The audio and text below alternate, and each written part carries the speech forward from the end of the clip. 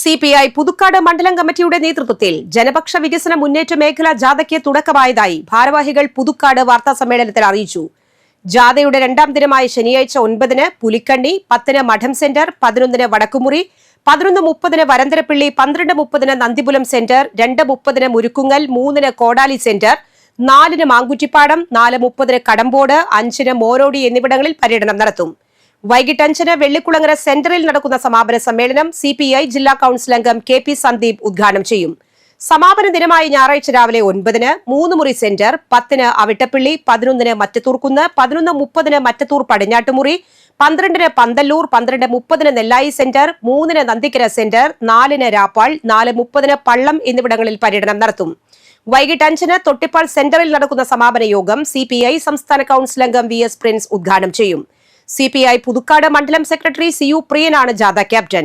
CPI മണ്ഡലം assistant secretary PM Nixon vice ക്യാപ്റ്റനായും CPI മണ്ഡലം സെക്രട്ടേറിയറ്റ് അംഗം ഷീല ജോർജ് മാനേജറായും പ്രവർത്തിക്കുന്നു.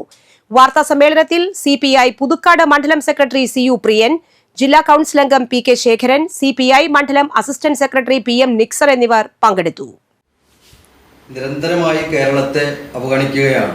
ഈ കേരള വിരുദ്ധ നിലപാട് സ്വീകരിക്കുന്ന നേതൃത്വമായി BJP ഘടകം മാറിക്കഴിഞ്ഞു. ഈ വിഷയങ്ങൾ ഈ ജനപക്ഷ വികസന ജാഥയിലൂടെ ഞങ്ങൾ ഉന്നയിക്കുകയാണ്.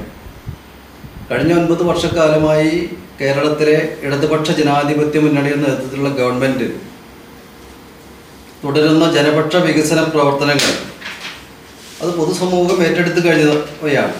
തദ്ദേശ സ്വയംഭരണ സ്ഥാപനങ്ങളുടെ സമഗ്രമായ പുരോഗതി വികസനവും ലക്ഷ്യം വെച്ചുകൊണ്ടുള്ള പദ്ധതികളാണ് ഇടതുപക്ഷ ജനാധിപത്യ മുന്നണി ഗവൺമെൻറ് നടപ്പിലാക്കിക്കൊണ്ടിരിക്കുന്നത്.